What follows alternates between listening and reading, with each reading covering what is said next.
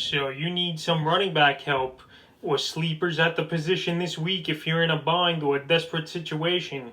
Here's a few running backs that can help you win this week. The first guy's IDO Smith of the Atlanta Falcons. IDO Smith, he's named the starter now by Raheem Morris and the Atlanta Falcons coaching staff.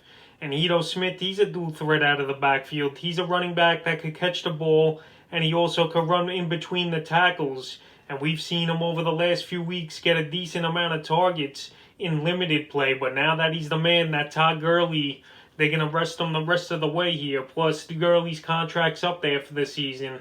I think in this ball game versus Kansas City, IDO Smith, he could be a sneaky play, especially in PPR leagues. I think he could score 10 to 13 points this week. And if you need a running back in a desperate situation like I do, I'm sticking with IDO Smith here. I just had a bunch of guys and backups filling in the last few weeks, but it got me to the championship. And now this week, hopefully IDO Smith could put in some work and be a good play this week at the number 2 running back position and help managers like me and many others out there who have to start him versus Kansas City. The second running back I have a sleeper this week's Devin Singletary of the Buffalo Bills. I don't like anyone in the backfield really, but Singletary last week, he put in a good game for once with 8 carries, 68 yards and a touchdown, and 3 catches, 16 yards.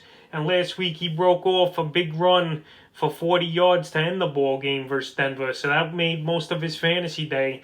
But surprisingly, 2 out of his last 3 ball games, Singletary has double digits.